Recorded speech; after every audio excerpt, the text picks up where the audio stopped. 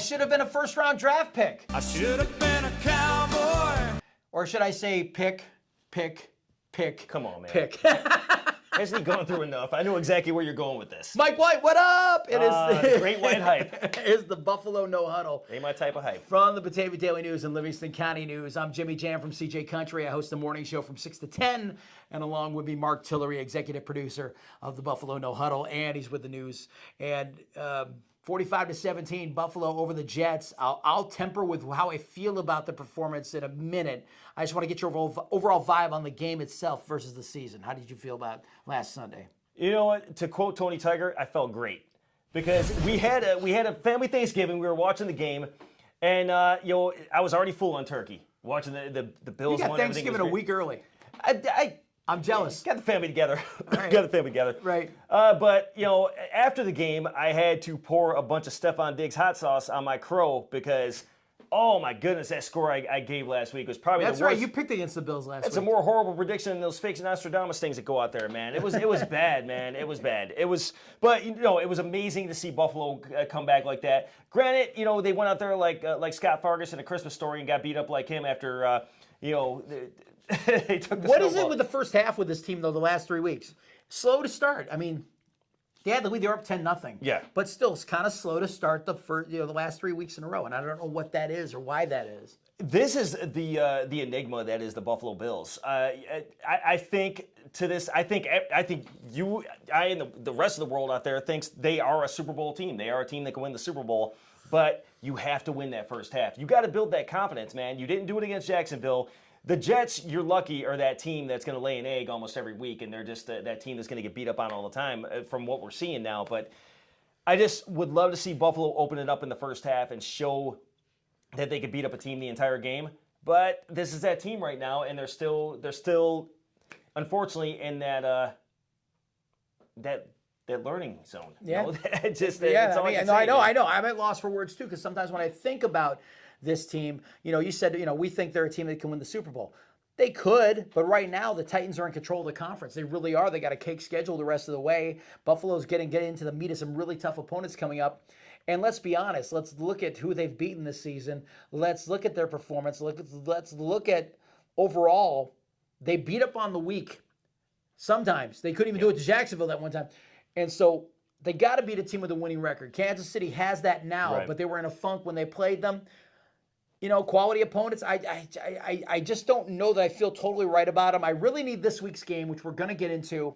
I need for that to be a dominant performance to really make me feel better about where this team can go. This week's game is a true test for Buffalo. Like I said, the Jets are that team that they're the Washington Generals of the NFL right now, man. Everybody's going to beat up on them no matter what. Yeah. They might play a close game, and I'm still wondering what happened with Cincinnati that week because I really expected that team that played Cincinnati, that team that went into Indianapolis on a Sunday night and really, they had a barn burner of a game, came in and just laid a huge, giant egg. And don't forget, they took advantage of a Titans team that was banged up and got a win against them too. It's just, they're hard to figure out, and we're going to get to more. I got a feeling more New York Jets abuse is coming. More New York Jets abuse is coming. Jets got grounded. It's time to hand out awards. Most valuable player. What's your pick? Look, man.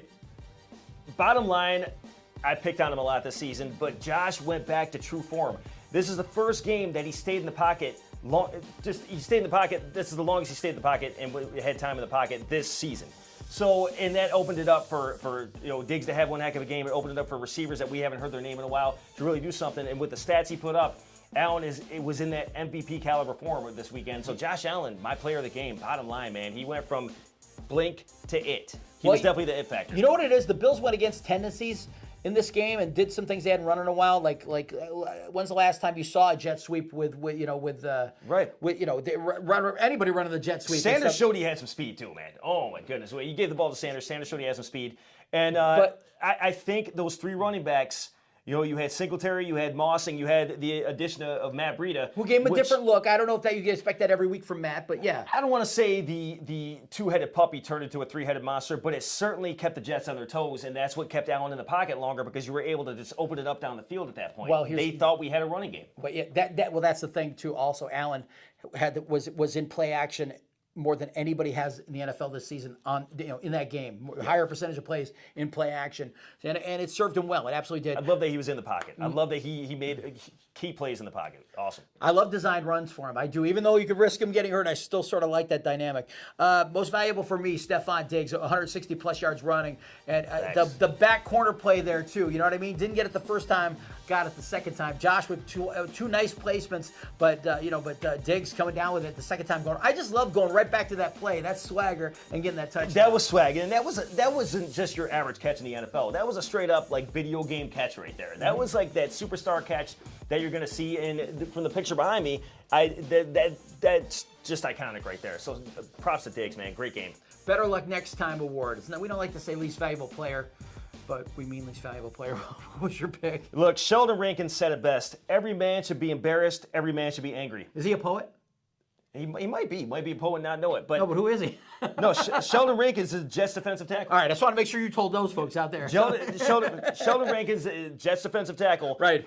Just the team's embarrassed right now, and better luck next time goes to the entire Jets team because wow. I'm one of those people that talked them up. They beat the Bengals, which is one of my top 3 teams, a couple weeks back. Yep. And they gave the Colts a run for their money on that Sunday night game in primetime, and they just did not deliver anything. I mean, they delivered a first half against the Bills. Don't get me wrong, but it was horrible. It was just horrible. My better luck next time goes to Jets quarterback Mike White. I am going to dial down the problem. Now, look, it's one thing. What's that? That was your pick. That's my pick. Look, it's one thing to believe in yourself and feel like, oh, look, I could have been a first-round draft pick. I don't know that you want to articulate that, even if you're saying it just from a confidence standpoint and not for trash talking. That's bulletin board material, and other people feast on that. The one-game party for Mike White as the Jet savior is over after that performance because he looked lost, straight up lost out there. The Jets cannot wait for Zach Wilson to come back. Mike White is gone like in sync. That experiment reached an unfortunate, unsurprising conclusion on Sunday. Mike White, I don't want to say his career is over because you got to blame the Jets at this point, and this is probably going to lead us into our next because I'm sure you and I both are going to agree on what's next. But I mean, you can't keep continuing to blame quarterbacks and coaches, man. There's bigger problems. Yeah, which does bring me to my next one. I'm actually going to go first in this case here. Bro, seriously, New York Jets management and ownership. Look, the last time the Jets won the Super Bowl, last time the Jets were in the Super Bowl, I was born. It was 52 years ago. Oh, goodness. It has been. You talk about Cleveland's factory of sadness. At least Cleveland's won NFL titles. They won a few back in the day. Even with that goofy logo. Yeah, absolutely. It's been rough sailing for the Jets, and I think a lot of it they bring on themselves. Robert Saleh coming over as their coach. A lot of people thought he was going to be a highly touted candidate, or they felt he was a guy they wanted. And so far he's come in. It's been kind of tough sailing for him, but I also feel like, what have the Jets done to put anything around that guy, to help him out, to get him going forward? And it is a place for quarterbacks to go and die. Adam Gase doesn't seem so bad when you think about the way the Jets are just so... This team, in some ways, might be worse than last year's Jets team, believe it or not, in some aspects. Adam Gase caught a lot last week, but all their picks are leading to first-round picks. Let's talk about their ownership, okay? The Johnson family, okay, who own Johnson & Johnson, which this past week they announced is splitting into 2 companies. Well, look, one should be named Meaty and the other one Ochre. You following me on this? Look, even the vaccine is 75% effective, and they're not. I mean, the Jets are just a tire fire when it comes as an organization. They just cannot get out of their own way, and it's pathetic. And look, I want the Bills to be dominant in their division, but you hate to see people wrapped up in an organization that is unwilling to fix things. They're happy to get their PSLs, they're happy to have fans sit in the seats, and they're happy to take all that money. And they don't want to build a winner. They're just content to say, we're doing good. Profits good. Yeah, profits are good. Okay, don't worry about it. Build a winner, for God's sake. Just stay in New Jersey because we run New York. Just saying. I like that. A little swag. I like it. All right. You got to. So going back to what we talked about earlier, are the Bills good enough? Or are they just beating up on weak teams? I want to ask Alex Brasky before we move on, our reporter here from the TV Daily News. Alex, is this a get-right game for the Bills, or are there some things they still need to fix? Have they fixed them? What do you feel like going forward?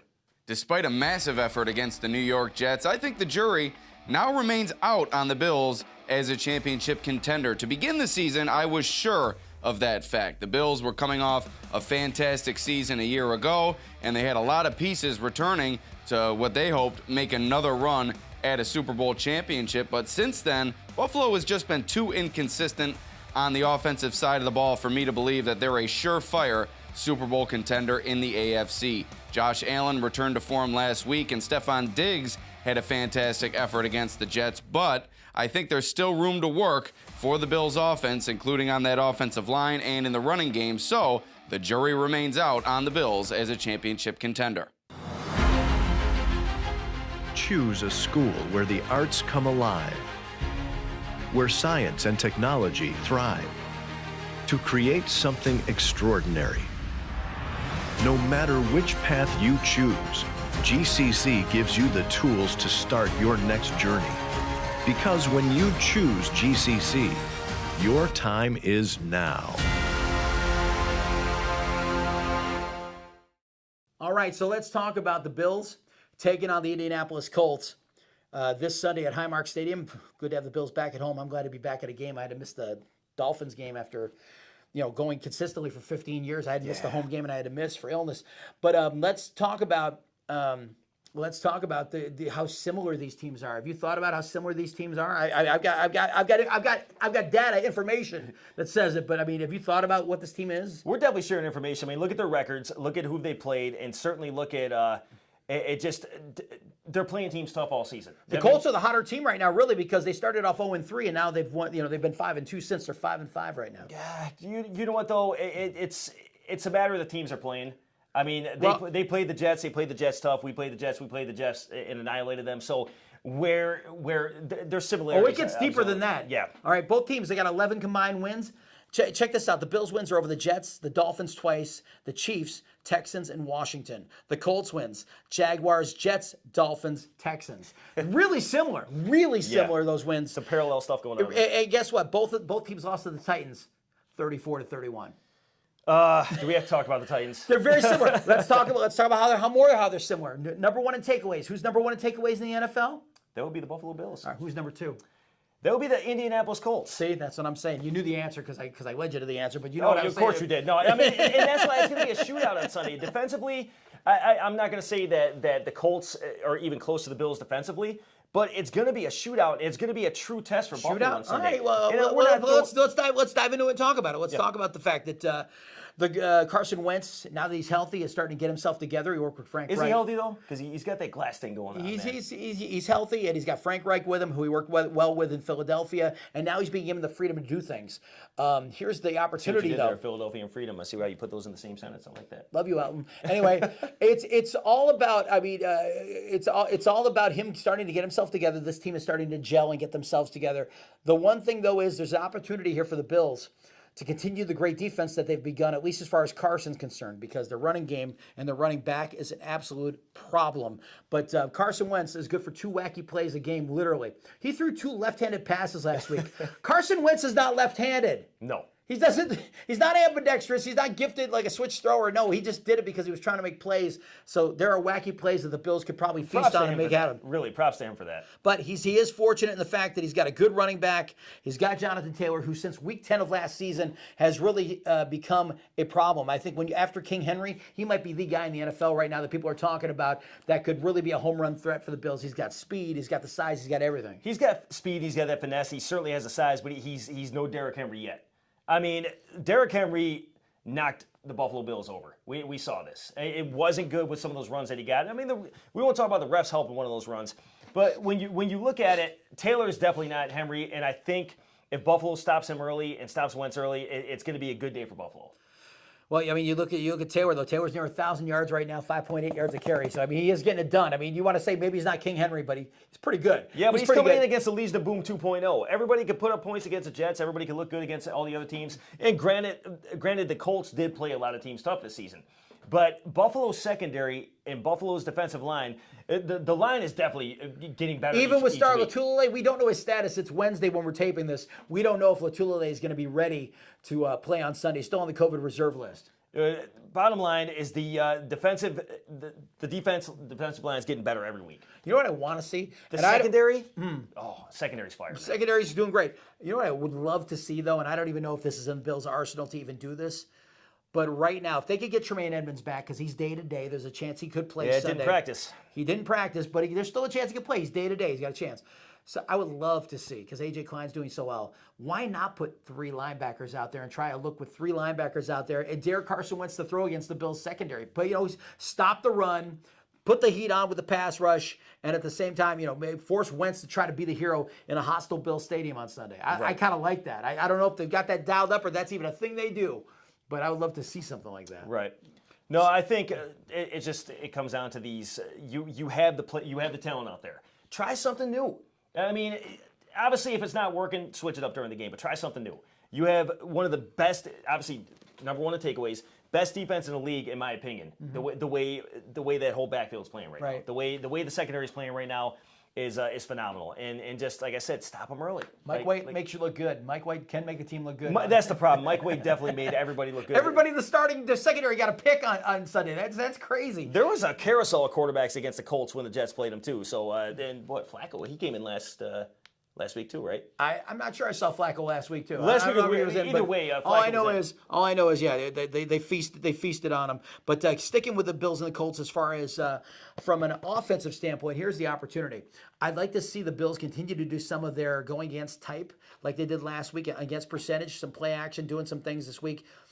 If they can continue to run against this Colts defense, which, by the way, is getting its legs underneath it. Yeah, Kwity Paye, the rookie, got his first sack this past week. He's gotten a bunch of pressures the last 2 weeks, so he's looking really good. They got another defensive lineman whose name escapes me that's doing really well. He's a rookie. So they're starting to get it together defensively. But their secondary's banged up, and it's weak. And I do think that there's an opportunity for Josh. Or Josh could have a monster game. If they protect him, Josh could have a huge game. It could be a career game for sure. But there's other factors involved in that too. I mean, I want to see him stay in the pocket more because, like I said, he was in the pocket most than he's been this season. That was all that play action against the Jets. Yeah, bring the three-headed monster back in. I love three running backs. I love running back by committee. Buffalo obviously doesn't have a Jonathan Taylor. They don't have a Derrick Henry. They don't have a Travis Henry at this point. But you just gotta put that three running back set out there again. Right. I think it was great. I think they played well again. It was the Jets. Right. But they just showed they were gelling as a team last week. I don't care who you're playing because they played the Jaguars and they put some of their best out there and they lost. So just try something. You got nothing to lose by putting the three running backs out there. I mean, something got Diggs open at that point. It's going to be interesting going forward. Gabriel Davis had a good game against the Colts last season. We didn't hear it. That's exactly it. Well, he stepped up and played good last week when asked. But when you may have to rely on him more because Emmanuel Sanders, his numbers have sort of tailed off. He's 34 years old, and sometimes you play like that after a while. He had speed last week, though. There's wear and tear in the season, and then you got Beasley at 32, going to be 33. He's banged up right now, and I'm not against him getting some rest. I know we're coming into a meaty part of the schedule, but if he missed this game and missed the game against the Saints, you're talking. He could potentially, could get like 20 days of just, not doing anything, and it could help him for the stretch run. These guys don't want regrets either, and you learn this as a kid. You want to play under the lights.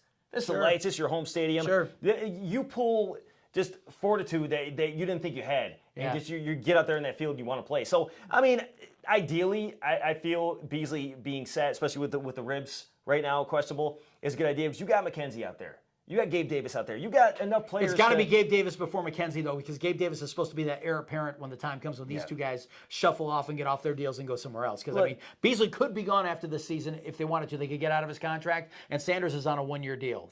So quite possible. I mean, I do see Sanders having a decent game this week, though. I see, like you said, Josh Allen's going to blow it open. I think he's finally got his confidence back. I mean, again, you played the Jets last week, and I know we got to keep putting that disclaimer out there. But that was just Josh Allen at his finest last week, man. He played a great game, and him and his BFF got back together on the field, man, and that's important to us fans out there. Let's talk about predictions when we come back right after this look of our Game Time Fix. We got to get it right now. I'm all for it. Ficarellas, come on, give it to me. Nick Ficarella, the Pizza Making University.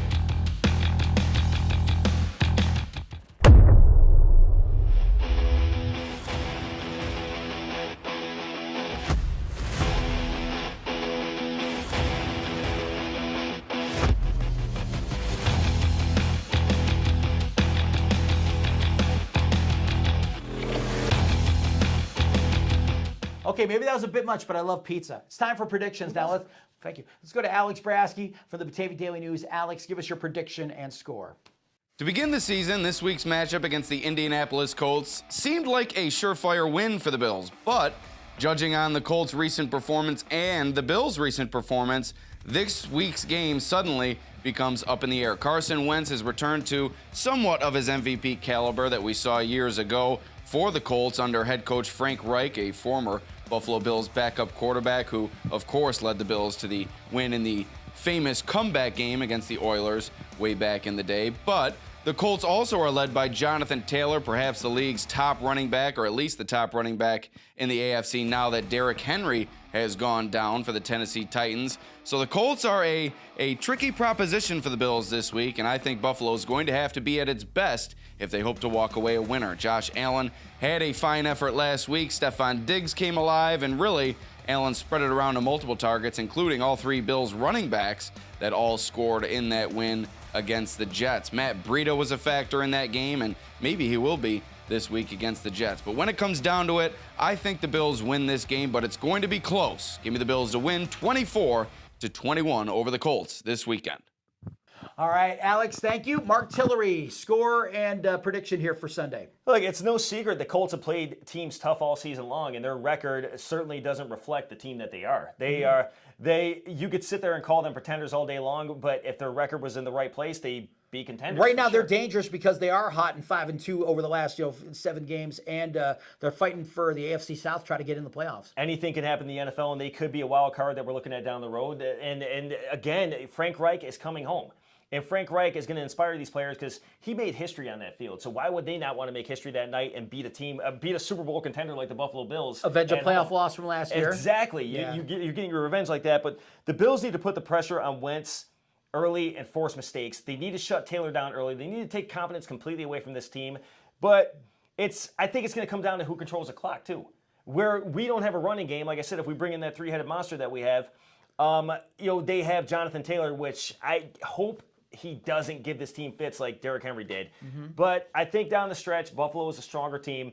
Like you said, they're beat up in the secondary, the Colts are, and I'm giving the Bills a 31-24 victory. Wow.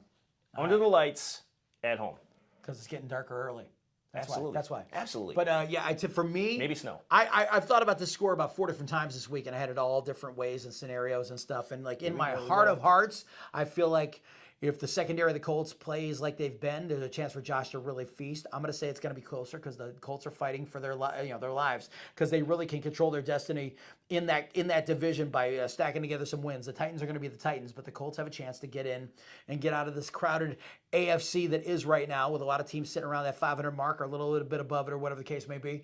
I'm going to take the Bills to win, but 24-20. They're not going to cover that 7-point spread. It's going to be a tight game, and it may not be decided until late. But I will take Buffalo to get that edge because they need it. They absolutely have to. Because if they don't, then you got serious questions about what this team can do going forward. Because we're getting into the meaty part of the schedule with the Saints coming up, 2 Patriots games that we haven't talked about yet, and frankly, don't start. Yeah, I don't want to talk about it, Aaron. I'm keeping your household very happy right now. My wife's a Patriots fan, and she's getting life right now. And she's not a jerk about it ever, but she's getting life right now. She's going, wow, maybe they aren't as bad as we thought. No, the Patriots are getting themselves together. They're reloading. Get ready. Yeah. So you don't even need to talk about it to know what Bill Belichick's capable of, and we could throw all the BS cameras out there and everything else. We'll get to it. There is no gates whatsoever. He's a great coach. He's molding Mac to be a great quarterback. I mean, we won't talk about it anymore. Unbelievable. But I think getting back to the Colts, they have a chance to, down the stretch, really ruin without a shadow of a doubt, really ruin some teams. Yeah. Either play the spoiler or go in there and play the Cinderella team.